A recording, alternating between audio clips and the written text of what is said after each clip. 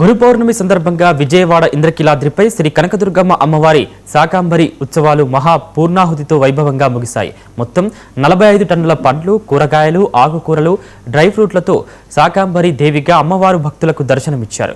3 రోజుల పాటు జరిగిన ఈ ఉత్సవాల్లో సుమారు 2.5 లక్షల మంది భక్తులు అమ్మవారిని దర్శించుకుని తీర్థ ప్రసాదాలు స్వీకరించారు. సకాలంలో వర్షాలు కురిసి రాష్ట్రం సుభిక్షంగా ఉండాలని ధర్మకర్తలు, అర్చకులు ప్రత్యేక ప్రార్థనలు నిర్వహించారు.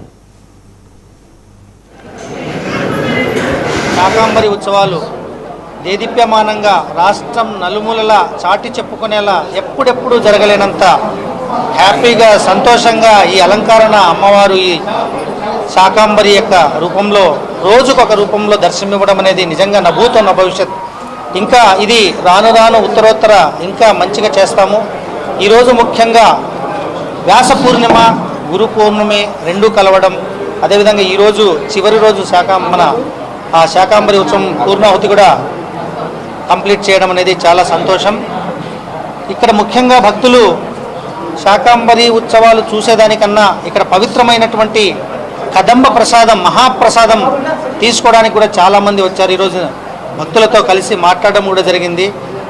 దాదాపుగా శ్రీకాకుళం నుంచి, చిత్తూరు నుంచి, విజయనగరం నుంచి శాకాంబరి ఉత్సవాలు చూడడం ఒక ఎత్తైతే ఈ కదంబం మహాప్రసాదం తీసుకోవడం మరొక ఎత్తు అని చెప్పేసి ఉదయం చాలా హ్యాపీగా సంతోషంగా కుటుంబ సభ్యులతో ఉదయాన్నే వచ్చి వారు నైట్ నిద్ర చేసి ఉదయం అంతా కూడా గిరి ప్రదక్షిణ కంప్లీట్ చేసుకొని అమ్మవారి దర్శనం చేసుకుని కుటుంబ సభ్యులతో కూర్చొని ప్రసాదం తీసుకుంటుంటే నిజంగా చాలా సంతోషం వేసింది. శాకాంబరి ఉత్సవాలు దేదీప్యమానంగా